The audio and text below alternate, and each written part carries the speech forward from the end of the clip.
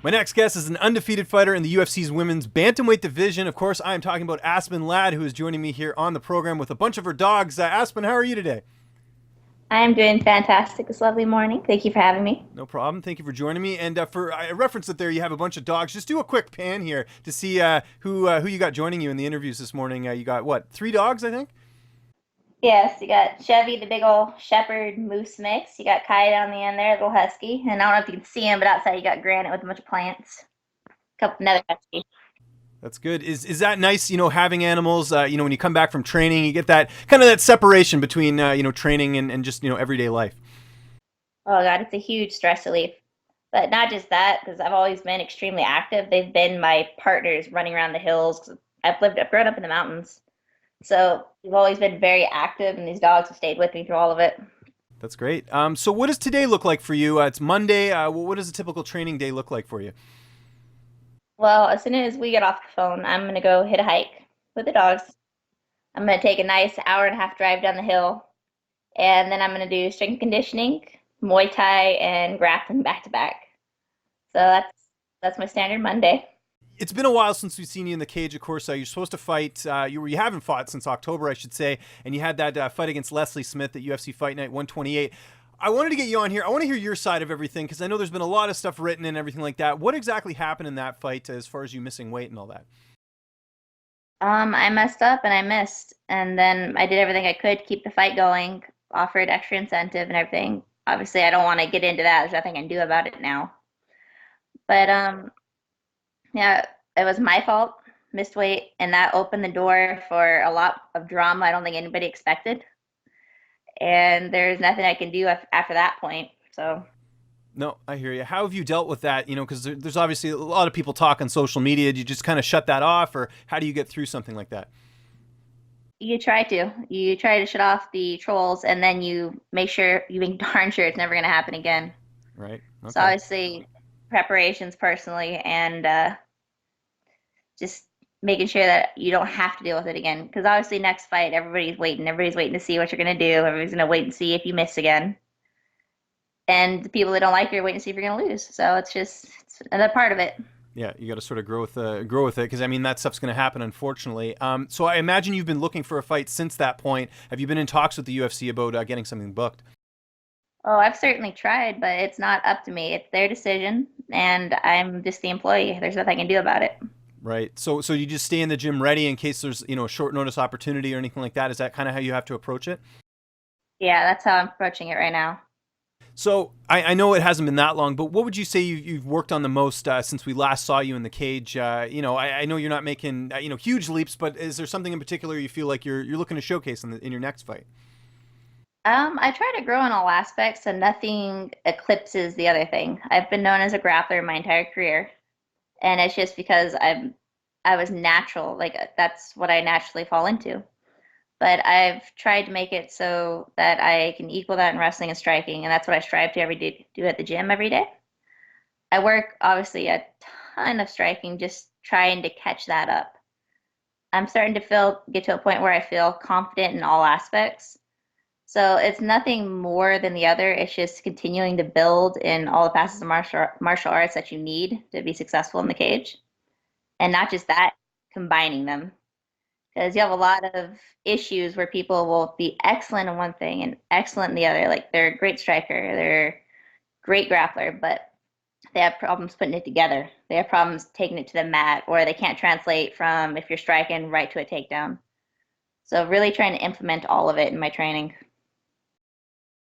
As far as training camp goes, you referenced it there. You train at MMA Gold, which is a great group of fighters there. Who are some of your main training partners over there for people who might not know? Oh gosh, my main training partners. There's so many of them. But as far as every single day is putting in the work together, Anthony Hernandez definitely. I don't know if you've met or talked to him. He I just have, has yeah. this like, Even before he was on Contender Series when he fought for LFA as well. He's yeah. It must have been. How much of a boost was that for your team when he got the contract? oh gosh, I've never been so happy to see another person win a fight in my life. I think I might have cried a little bit. Yeah, that's Yeah, great. And what about? I know you trade with a couple women. You train a little bit with Marion Renault, do you not? definitely. Marion is hands down, and we've had a relationship going for a few years now. My all-time favorite training partner as far as another woman goes. And you can't find somebody that high level and have like a trust built where you can actually work together. And it's a great relationship. That's awesome. Now, I got to mention there's a bit of a call out. I think it was last week or week before. Lucie Pudilova, I should say, on Instagram. Were you surprised by this? Did this sort of come out of the blue? Not at all. Honestly, if you look at the rankings anywhere that you are, you can kind of put together who you could end up fighting. And oh my gosh, I would love that fight. We've talked about it before. So obviously, as soon as she did, it's like, sweet. If we're both pushing for it, maybe it'll actually happen. So I did everything I could to get it. I've asked and everything, but it goes back to the fact that it's not my decision. If the UFC decides to put that fight together, I would be absolutely thrilled. And I did my best to make that happen, but now it's just a waiting game. Okay. Is there anyone else you'd want to fight if this fight doesn't end up coming to fruition? Absolutely. I've seen my name out there a few times with it, and I don't know if they'll give me somebody like this so soon, but I would love to fight Kat Zingano, and the one I've always wanted to fight is Bethe Correia. Okay.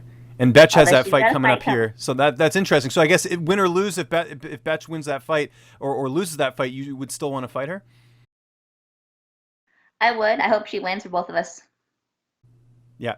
Then you guys can square up there. What about when? I mean, you want to get in there right away, but is there a specific card you want to get on? I know you would have liked to have been on this Saturday's card, being from California. They got that card in LA.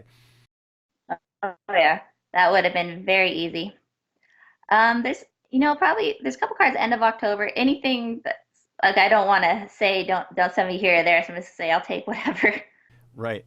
No, that makes sense. So just yeah, I guess. But is there any card in particular? I mean, there's that one in Denver that's coming up. I know that's a little bit later. That seems like they're really stacking the deck for that. There seems like there's a lot of options there. But I guess for you, destination doesn't matter. Just get me on a card, get me a fight. Pretty much, pretty much. I like that. What do you like doing on your downtime? We talked a little bit about that there, going out with the dogs.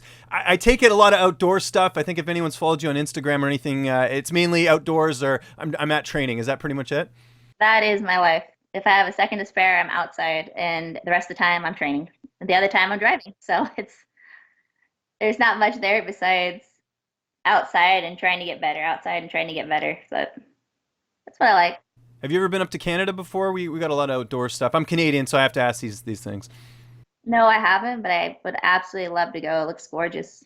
Yeah, lots of hiking, lots of especially like Vancouver is not that far away from you as far as like a flight or anything. So there's a lot of good like trails and things like that. If you like, because you strike me as like the camping and hiking type. Am I right? Yes, Okay. you are absolutely right. There you go. I should buy a lottery ticket. What about do you watch any TV at all? Any Netflix, anything like that? Very little, very little.